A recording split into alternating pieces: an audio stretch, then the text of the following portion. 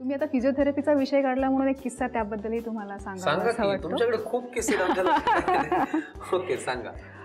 माझ्याकडे मध्यंतरी एक 75 वर्षाचे पेशंट आले होते. ते एक कवी होते, गुजराती कवी होते. त्यांना भयंकर सर्वायकल स्पॉन्डिलोसिस म्हणजे मानेच्या दुखण्याचा त्रास झाला सुरू होता आणि आता या व्याधीमुळे त्यांचं कविता लिखाण थांबलं होतं. तर ते जेव्हा ट्रीटमेंटला माझ्याकडे आले होते, सुरुवातीला थोडेफार नाराज होते की त्यांना त्यांचं काम करता येत नाही म्हणून.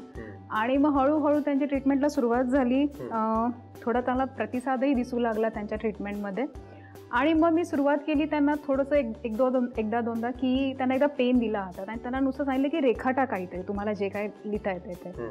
सुरुवातीला भयंकर दुखण्यामुळे ते लिहू शकत नव्हते, वैतागले ते की नाही मला हे नाही करायचंय, दुखतंय फार. पण नंतर जेव्हा जेव्हा रोज रोज मी त्यांना जसं आपण लहान मुलांना शिकवतो की नाही तुला रोज पाढे म्हणायचे ते, तसं रोज त्यांना मी ते वही आणि पेन द्यायला लागले. आणि त्यांनी असं करत हळूहळू लिखाणाला सुरुवात केली. असं जवळपास आमचे 5 महिने गेले असेल, 5 ते 6 महिने. आणि त्यानंतर ते एकदा आले माझ्याकडे, एक कविता घेऊन आले. आणि ते मला म्हणाले की मी खरं तर गुजरातीमध्ये कविता लिहितो, पण मी पहिल्यांदा एक हिंदीमध्ये कविता लिहिली आणि ती कविता मी तुझ्यावर लिहिली.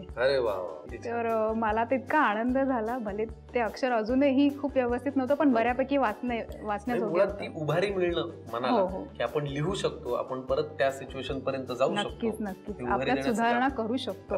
बरोबर. आता हा गॅस बंद करूया आपण. आणि ही कॉफी आपल्याला दुधामध्ये ऍड करायची आहे. करा. आता पुढे आता आपल्याला कप लागेल.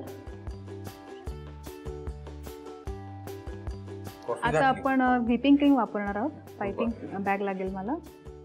आणि मग आता ते स्पायसेस आपण जे मिक्स केले होते त्याच्यावरती घालायचे. परफेक्ट.